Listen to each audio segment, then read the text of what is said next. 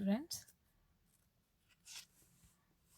आज हम पढ़ेंगे कल्याणकारी राज्य के लक्षण और उसके कार्य। सबसे पहला जो कल्याणकारी राज्य का लक्षण आता है वो है लोकतंत्रीय शासन। अर्थात कल्याणकारी राज्य में लोकतंत्रीय व्यवस्था पाई जाती है और यह लोकतंत्र में ही पल्लवित होता है। कल्याणकारी राज्य का लक्ष्य होता है कि राज्य के कार्यक्षेत्र का इस प्रकार विस्तार किया जाए, उसे फैलाया जाए कि व्यक्ति की स्वतंत्रता पर कोई बंधन नहीं लगे। The welfare state is a system where the government agrees to underwrite certain levels of employment, income, education or medical aid, social security and housing for all its citizens. कल्याणकारी राज्य व्यक्तिगत स्वतंत्रता और अधिकारों का सम्मान करता है तथा सामाजिक परिवर्तन के लिए जनतांत्रिक साधनों को भी अपनाता है। दूसरा है सामाजिक न्याय की भावना। कल्याणकारी राज्य सामाजिक न्याय के आदर्श पर कार्य करता है। अमीरों पर उनकी आय के अनुपात में कर लगाए जाते हैं जिससे व्यक्तियों की आय का अंतर कम हो जाए और समाज में एक आर्थिक समानता और लोकतंत्र की स्थापना की जा सके। तीसरा है सामाजिक सुरक्षा। कल्याणकारी राज्य नागरिकों को अधिक से अधिक सुरक्षा प्रदान करता है। बेकारों को काम पर लगाया जाता है, सभी को काम का अवसर प्रदान किया जाता है, निर्बल और कमजोर वर्गों की सहायता की जाती है।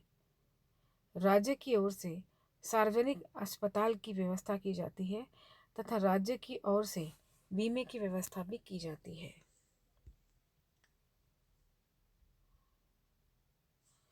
फिर आता है सामाजिक न्यूनतम जीवन स्तर की गारंटी। कल्याणकारी राज्य नागरिकों के समान जीवन स्तर को बनाए रखने का प्रयास करता है। अच्छा निवास, वस्त्र आदि की न्यूनतम आवश्यकताएं पूरी करता है और राज्य इसको अपना दायित्व समझता है। अच्छे जीवन के लिए आवश्यक वातावरण का निर्माण करना कल्याणकारी राज्य का ही लक्षण है। समाज सेवी राज्य। कल्याणकारी राज्य एक समाज सेवी राज्य होता है। ऐसा राज्य निरक्षरता और निर्धनता को दूर करने के साथ साथ श्रम न्यायालय, श्रम अधिनियम, पार्क, सड़क, आवास, वाचनालय आदि सभी की व्यवस्था करता है। आर्थिक नियंत्रण की व्यवस्था। ऐसा राज्य उत्पादन तथा वितरण की व्यवस्थाओं पर नियंत्रण स्थापित करता है जिससे समाज के व्यापक हितों की पूर्ति की जा सके। ऐसा राज्य आर्थिक नीतियों में एक महत्वपूर्ण भूमिका भी निभाता है तथा स्वयं भी उत्पादक, वितरक, व्यापारी और मालिक की हैसियत से दिखाई देता है। व्यक्तिवाद और समाजवाद का मध्यम मार्ग। हाउसमैन के अनुसार यह दो अतियों में एक समझौता है जिसमें एक तरफ साम्यवाद है, दूसरी तरफ अनियंत्रित व्यक्तिवाद। कल्याणकारी राज्य में राज्य के कृत्यों में वृद्धि होती है किंतु व्यक्ति के महत्व को भी स्वीकार किया जाता है और उसकी स्वतंत्रता बनी रहती है। अंतर्राष्ट्रीय सहयोग की भावना। कल्याणकारी राज्य का विचार राष्ट्रीय न होकर अंतर्राष्ट्रीय भी है। हम ये सभी जानते हैं कि एक राज्य की दरिद्रता से सभी राज्यों की समृद्धि के लिए भय बना रहता है। राष्ट्रीय लोक कल्याण की साधना को स्थायी बनाने के लिए यह आवश्यक है कि किसी राज्य विशेष के हित साधन के साथ साथ अंतर्राष्ट्रीय हित साधन पर का भी ध्यान रखा जाए, पारस्परिक सहयोग और सामंजस्य से काम लिया जाए। वस्तुतः कल्याणकारी राज्य का विचार वसुधैव कुटुंबकम के विचार पर ही आधारित है। अब हम करेंगे लोक कल्याणकारी राज्य के क्या क्या कार्य होते हैं। प्राय राज्य के कार्यों को दो वर्गों में बांटा जाता है, अनिवार्य और ऐच्छिक। अनिवार्य कार्यों के अंतर्गत वे कार्य आते हैं जो राज्य की सुरक्षा से संबंधित होते हैं, जैसे आंतरिक शांति और व्यवस्था को बनाए रखना, रक्षा और न्याय आदि। ऐच्छिक कार्य वे होते हैं जिन्हें अपने नागरिकों की भलाई के लिए राज्य के द्वारा संपादित किया जाता है। कल्याणकारी राज्य की अवधारणा से अभी माना जाने लगा है कि ऐच्छिक कार्यों का संपादन भी राज्य के लिए एक अनिवार्य सा है। कल्याणकारी राज्य के प्रमुख कार्य निम्नलिखित हैं। समाज सुधार एवं श्रम का नियमन। कल्याणकारी राज्य बाल विवाहों की रोकथाम, छुआछूत, जाति प्रथा, सामाजिक कुरीतियों के उन्मूलन की कोशिश करता है। साथ ही कल्याणकारी राज्य श्रमिकों की दशा सुधारने के लिए भी प्रयत्नशील रहता है। उचित पारिश्रमिक, पेंशन, स्वास्थ्य बीमा, शिक्षा, असहाय अवस्था में मजदूरों की सहायता का प्रबंध भी करता है।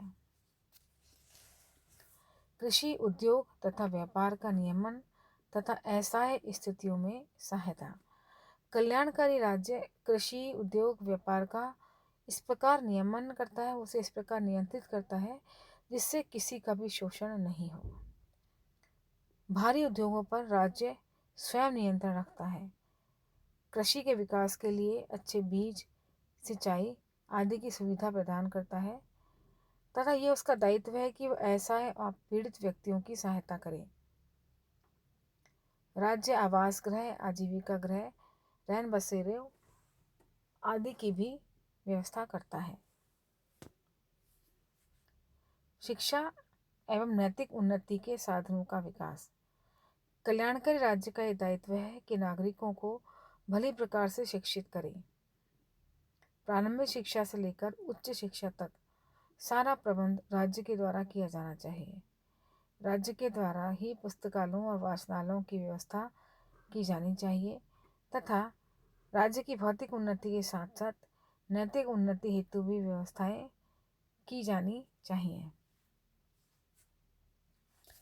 स्वास्थ्य रक्षा, आर्थिक सुरक्षा एवं परिवार नियोजन संबंधी कार्य। स्वच्छता और रोगों की रोकथाम के लिए राज्य को पूर्ण प्रयत्न करना चाहिए। उसे चिकित्सालय और चिकित्सा अनुसंधान केंद्र खोलने चाहिए। स्त्रियों, बालकों और श्रमिकों को कुछ समय के अंतर से डॉक्टरी जांच आवश्यक कर देनी चाहिए। उसे आर्थिक व्यवस्था में ऐसा सुधार करना चाहिए जिससे संपत्ति का वितरण अधिक न्यायसंगत ढंग से हो सके तथा जीवन निर्वाह के लिए नागरिकों को पर्याप्त साधन उपलब्ध हो सके। सभी व्यक्तियों के रोजगार की व्यवस्था की जाए। जिन्हें राज्य कार्य प्रदान नहीं कर सकता है उनके लिए जीवन निर्वाह भत्ते का प्रबंध किया जाना चाहिए। इसके साथ ही जनसंख्या को सीमित करने का प्रयास भी करना चाहिए ताकि वर्तमान जनसंख्या के जीवन स्तर को उन्नत किया जा सके। संक्षेप में कल्याणकारी राज्य के कार्यों की विस्तृत सूची तो प्रस्तुत करना संभव नहीं है, पर यह एक सर्वमान्य धारणा है कि सार्वजनिक कल्याण की उच्च भावनाओं को ध्यान में रखते हुए राज्य जो भी कार्य करता है वे कल्याणकारी राज्य के कार्य कहला सकते हैं। राज्य के कार्यों में आम आदमी के कल्याण की भावना निहित होनी चाहिए। ये था हमारा लोक कल्याणकारी राज्य जिसका लक्षण और कार्य। इसके बाद हम पढ़ेंगे लोक कल्याणकारी राज्य की आलोचना और लोकतंत्र और लोक कल्याणकारी राज्य में समाजवाद और कल्याणकारी राज्य में क्या संबंध पाया जाता है।